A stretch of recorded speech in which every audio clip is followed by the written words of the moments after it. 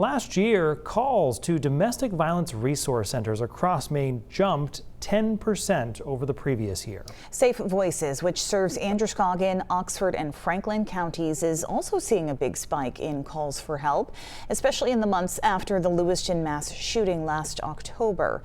As News Center Maine's Vivian Lee reports, the increase in calls for help reflects a nationwide trend.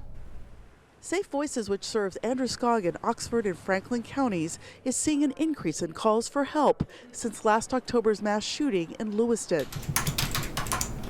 The nonprofit says for 9 weeks, calls to its helpline spiked 34% after the mass shooting incident, and that the demand for support and resources has only dropped off slightly. Executive Director Rebecca Austin believes the increase in the Tri-County area reflects a nationwide trend when high-profile cases of violence can prompt more people experiencing abuse to reach out for help. Survivors watch those stories and they see their own lived experiences reflected back to them, and it can really encourage them to reach out for support. The nonprofit provides advocacy and services for survivors of domestic violence, sex trafficking, and sexual exploitation. Around 2,700 people annually. That time when you're planning to get out of the relationship is when it becomes the scariest. Jolene Miles, a former EMT and firefighter, made that call 8 years ago. She suffered from emotional abuse during her marriage to Michael Ionati, whom she has 3 children with, for years. In 2019, he was arrested for strangling her, but as part of a plea deal, he was back on the streets after serving 18 months.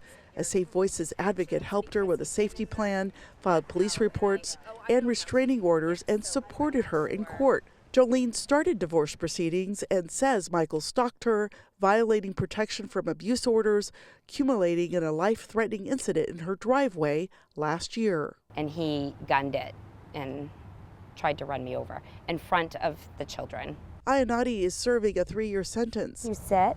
Jolene now breeds golden retrievers who provide comfort to survivors as therapy dogs, but she worries about her and her children's safety when her abuser gets out. But she will have Safe Voices advocates by her side. In Lewiston, Vivian Lee, News Center, Maine.